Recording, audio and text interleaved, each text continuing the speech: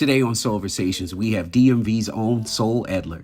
He's made a name for himself as a premier vocalist on the DC music scene and far beyond. So on this episode, you'll get a double dose of soul. Soul on the SOULVERSATION couch, baby. Well, we'll chop it up a bit and wait until you hear this man perform on the SOULVERSATION stage. He does his song, MLK. Ooh-wee. All the feels. So up next, Two Souls on Deck. Let's go. What's up, everybody? It's Russell Taylor, and welcome to this episode of SOULVERSATIONS with my good friend, singing man, my man Soul. Welcome to the couch, brother. Welcome. Thank you, sir. It's good to be here on the couch. Fresh off of Cancun, but we'll talk about that another time. No, working. Oh, this man stays working. So let's just jump right on to it. Okay. Where are you from, brother? I'm from right here, Washington, D.C. Born and raised, born in Washington, D.C., raised in Southern Maryland, Clinton, Maryland. That DMV, though, is in your system. All day. How does it show up in your creative output, in your music and so forth? I would say I was one of those kids, sitting at home at night listening to The Quiet Storm, Melvin Lindsay, all that kind of stuff. So I think DC has a distinct musical texture, if you will. So like that is what I was raised off of. That's what I grew up on. And nobody made me do that. I was just, exposed to it in school, at church. Church. Oh yeah. You are, I call you Bishop because you are church. That church is all in it through your voice. I love it too. A little bit. If you were to explain your musical DNA, what would that be? My musical DNA. So my dad's soul music. My dad had all of the LPs, the wall of LPs.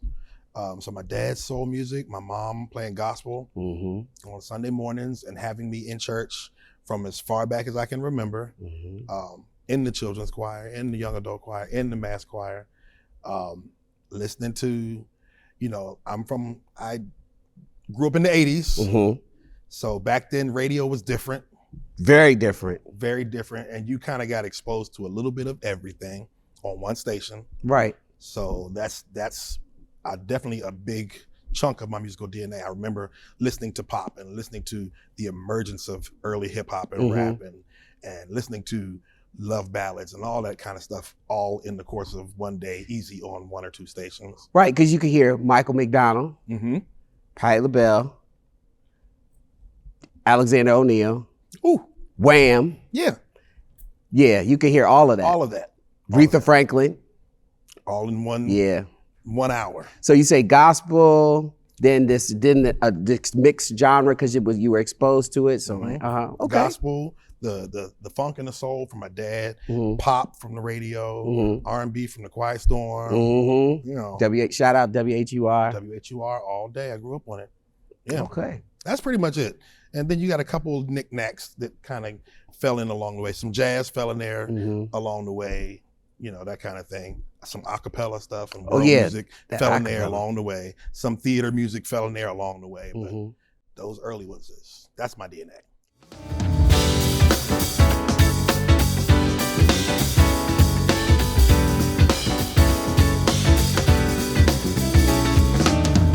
I still remember the first time that I breathed you in. You left me dizzy. My world began to spin. I lost all control, but you let me know that it's okay. I fell into you, and you swept me away. Even though I tried to see you right before my eyes. Anyway, and it's okay, 'cause that's the way.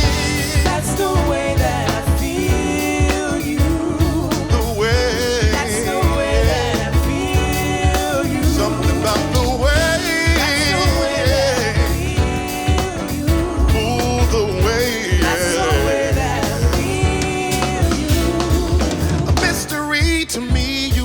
A shooting star high above me. I close my eyes and feel your touch as we sail up to the sky above. We collide, and we drift apart again.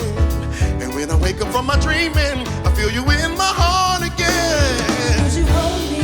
like I never felt, like nobody else. Ooh, anyway, and that's okay. It's the way.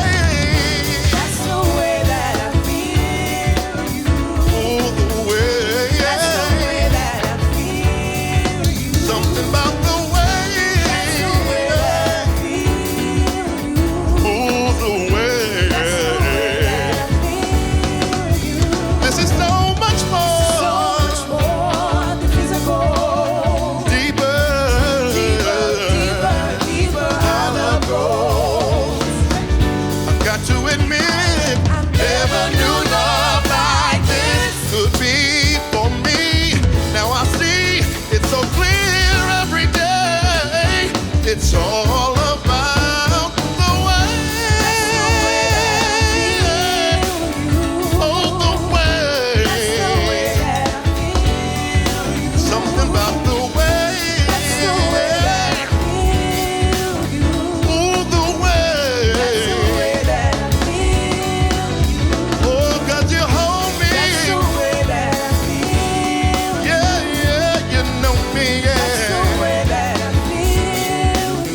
Oh, you claim me. Oh,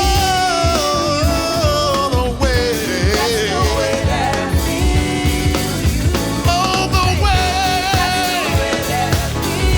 Oh, you know I love the way. Something about the way. Ooh, the way. Oh, that's the way that I feel you. Let me ask you about the acapella because you have.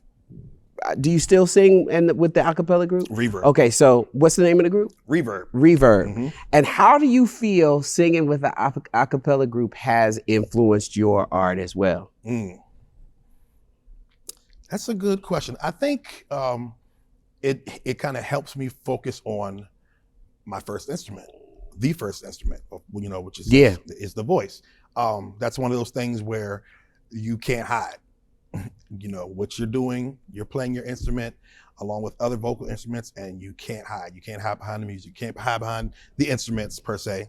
So singing in an a cappella format, you definitely have to pay more attention to the sound and the music that you're making with your instrument.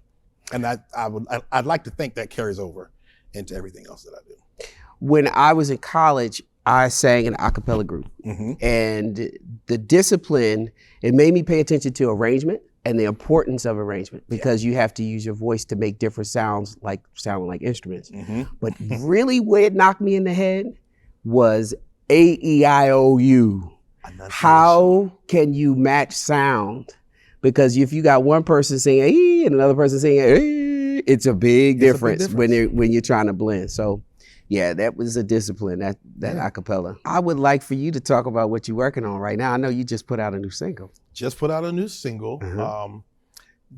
It's called I'm Not Done Yet, featuring Zach Williams. We're actually working on one of his singles with my team. Producer by the name of EC3, Ernest Coleman III. He has us all on the whole team. Myself, Micah Chevalier, Wednesday, Wendy B. Okay. We're all writing and stuff together. So like literally last night we just had a rehearsal doing backgrounds for one of Zach's songs that we're working on. Writing for a lot of people. Yeah, you are a prolific writer. What's up? Who you writing for? No, you doing it, bro. Tell me. Yeah, no, we just released a single for an artist named Misha, and I wrote her single, "Make Love to My Mind." Bishop. Quiet storm. Go ahead. It sneaks in there. But no, I enjoyed writing for other artists. I think EC and we work well together in that sense because he'll kind of give me a concept. He'll produce something. He'll give me a concept, and he'll say, take it and run. And I'm able to just I've been doing a lot of writing lately, and everything is not, the melody isn't always there, all that stuff, but a lot of words. Let me ask you, do you have a preference between performance or writing? Do you have one? Definitely. Which one is it? Performing. performing. I will perform until my legs don't work no more, and I'll probably still be out there in a wheelchair with a mic in my hand. I love to perform.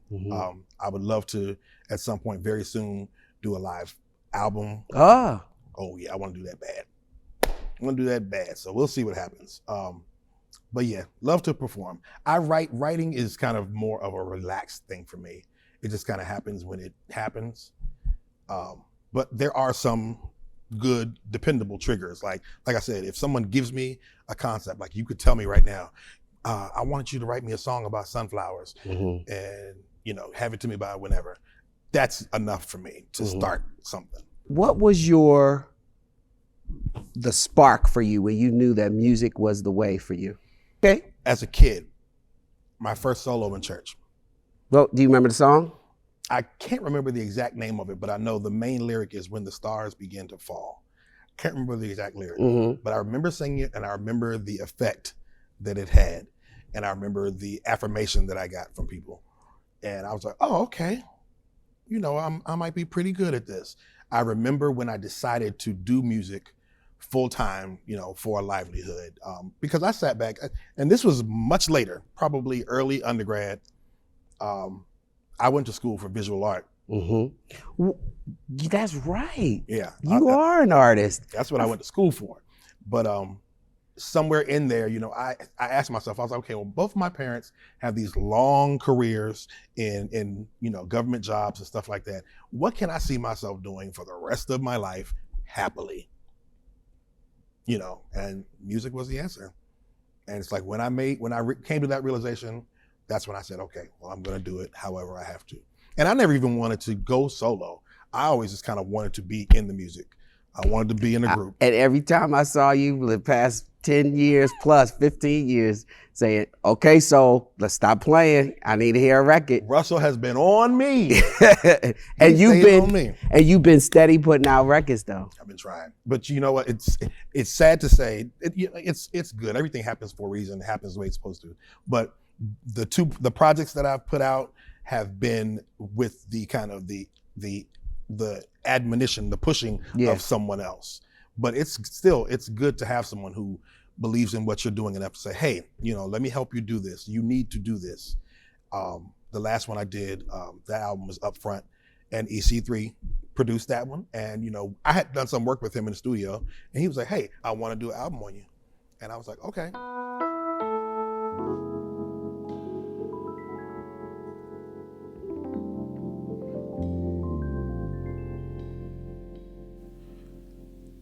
I don't know what's going on.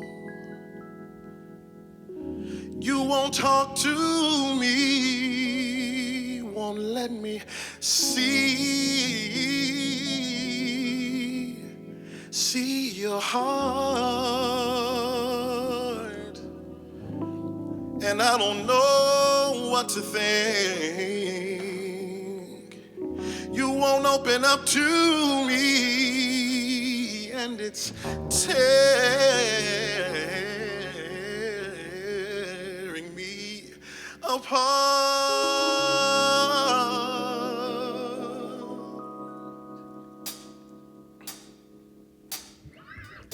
I sit by your side, you look the other way, come in and out the room without a word to say. You pass me on the stairs, you don't say hello. Having friends over, don't tell me so. Who's to say it's something that I've done? Who's to say that I was the one?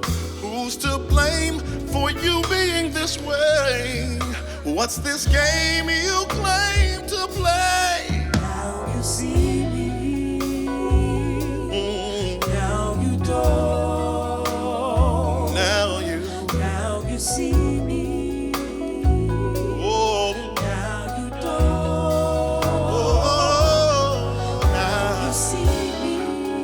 Oh, Now you don't. I'm an invisible man.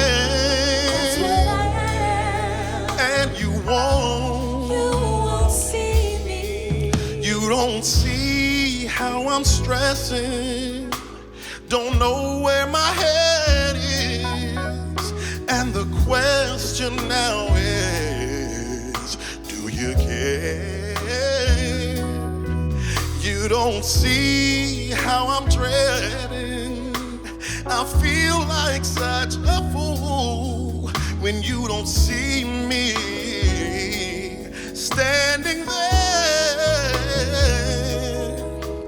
You step on me like stairs, shut me like a door, run me like a faucet, overlook me like the floor. You cover me like bills, ignore me like the phone. Like a light and then you leave me alone. For God's sakes, let me know what's up. For our sake, enough is enough. For our sake, don't just give up on us. Don't give up on us. Now you See me. now you oh now See me. oh now you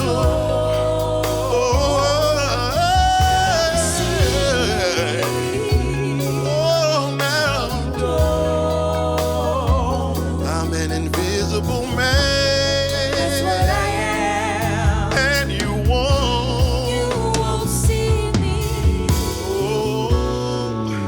like a disappearing act, immaterial in fact, like headlights in the back. Why am I here? Like a breeze in the wind. In the wind. An imaginary friend. Introduction at the end. Why am I here? You don't even see my face. Don't see my face Like an umbrella with no ring. in the sky. Feel useless in this game. Ooh, but I'm right here. How much longer can I stay? Can I stay? Before I start to fade away. Oh, maybe Bring me another day. one more day, 1 or 2 or 3, 'cause now you, now you, oh now you, oh now you, oh now. Oh, I'm an invisible man, That's what I am. and you won't. You won't see me. Oh, now you. Oh, now you. Oh, now you. Now you. Oh, now. I'm an invisible man.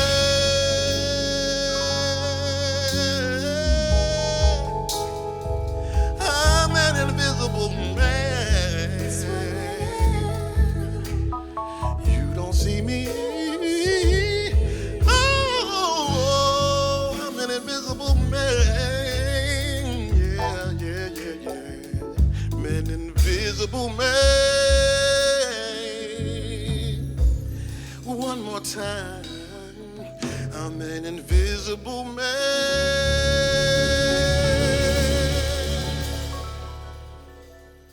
Well, so I have to say for the record, you are one of the most beloved supporting vocalists in the DMV area. And it takes your reputation has gone across oceans even, because you have a really great gift, and just as beautiful as your gift is your spirit. You're a good guy, and people just love working with you.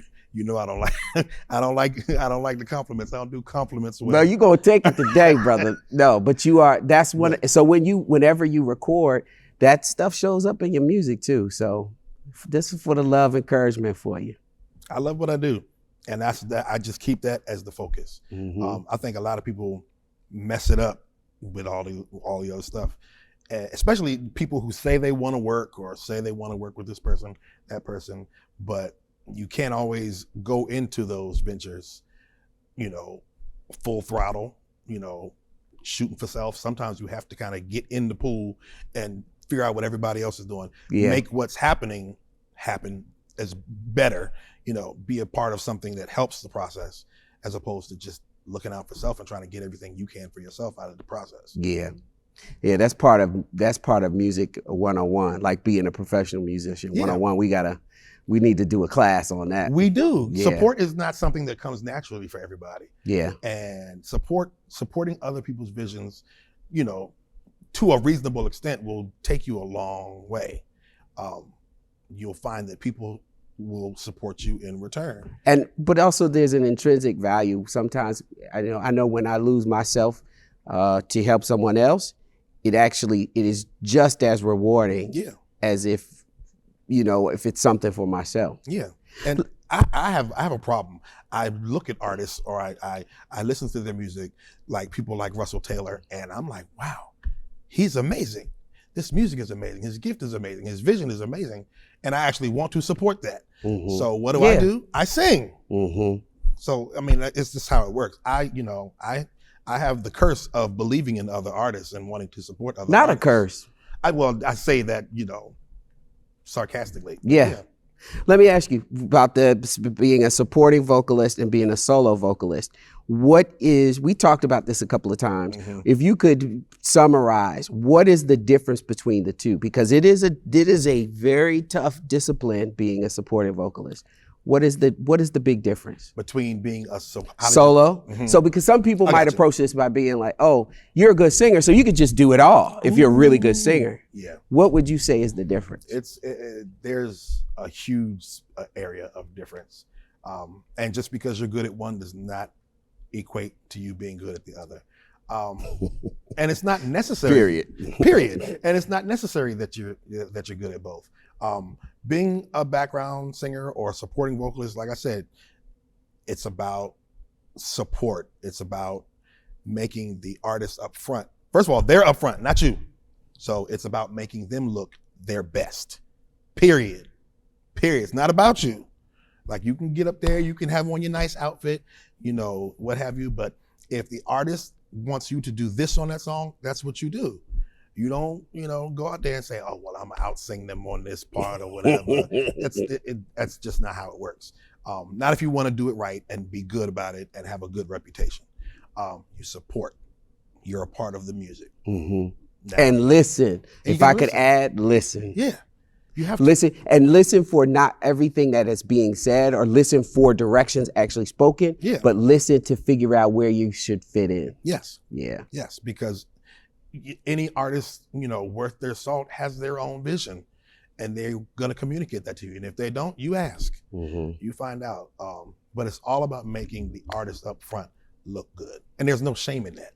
It doesn't take away from who you are. I've caught in flack over the years because people have seen me, sing up front or sing solo, and they can't wrap their heads around the fact that I do that and still sing background.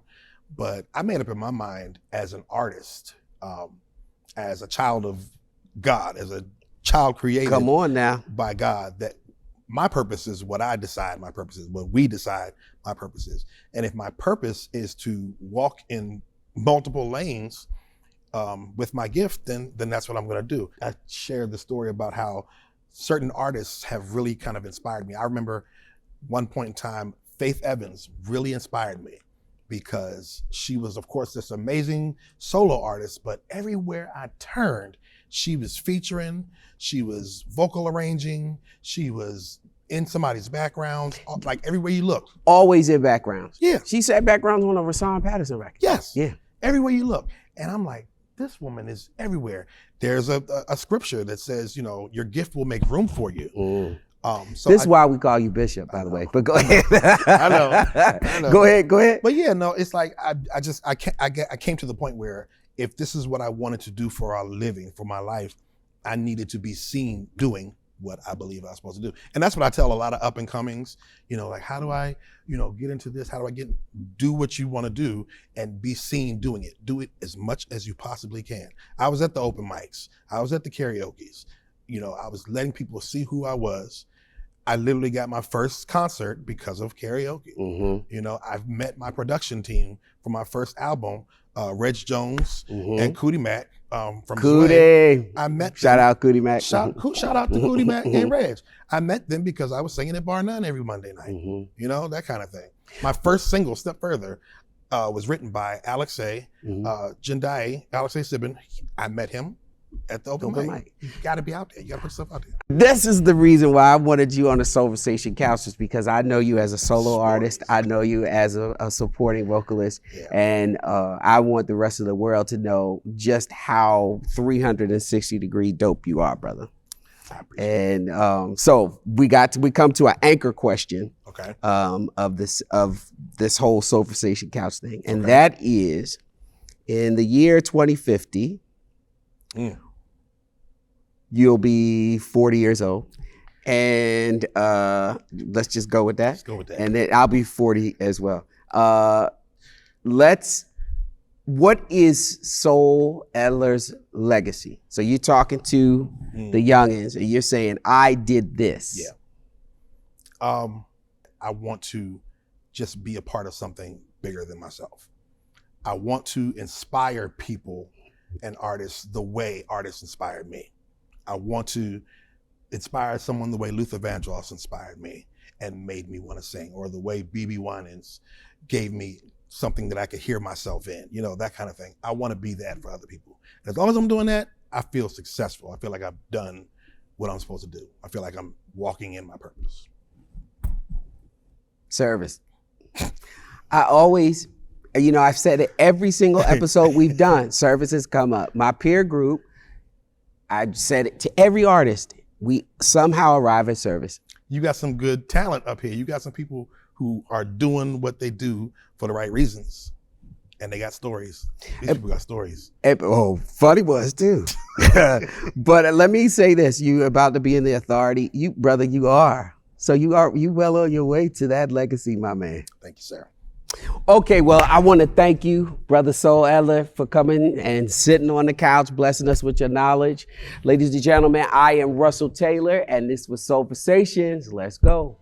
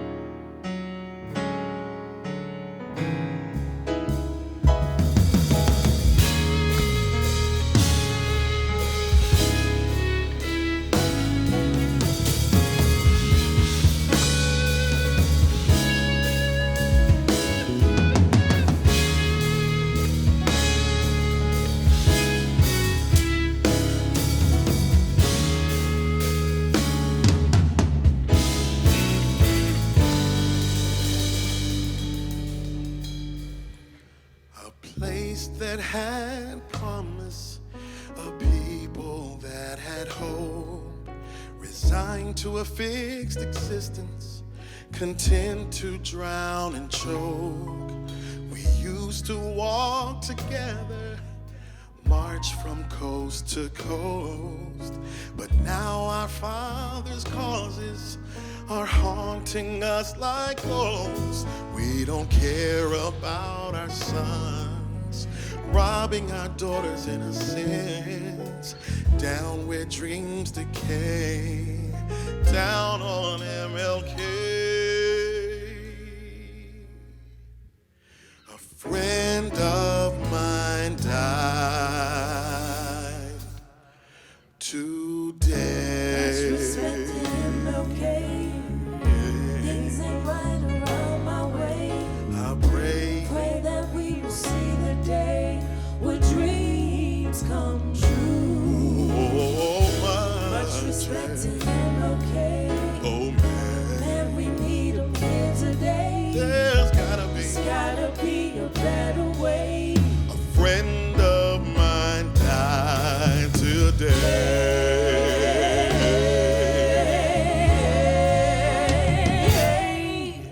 Our youth don't see tomorrow. They're blinded by today and investing in their futures. Too much a price to pay. Lives blow in the wind like leaves, 'cause no one can believe. Dressed in our indifference, in our fancy cars we leave, trying to forget the street with no outlet.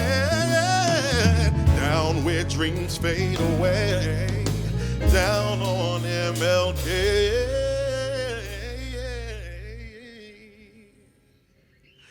A friend of mine died today. Much respect to MLK. Things ain't right around my way. Pray that we will see the day When dreams come true. Oh, Much respect to MLK. oh man, Here today, there's gotta be a friend of mine died today.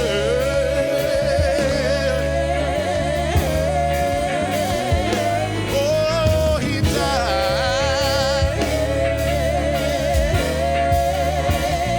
Oh, he was my friend, yeah. Oh, he died. Yeah, he was my friend, yeah. And we let him die. Oh, he was my friend, yeah. Oh, he died today. Break it down.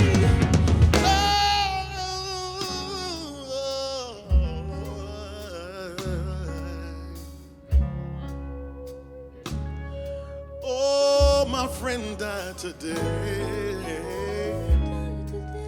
and I wanna know why. I wanna know why. I wanna know why. Oh, why do we let go of the dream? Yeah. Oh, Martin had a dream. Eric Garner had a dream. Breonna Taylor had a dream. Yeah. I wanna know why we let go of the dreams. Yeah. Oh, much respect to MLK. But things ain't right around my way.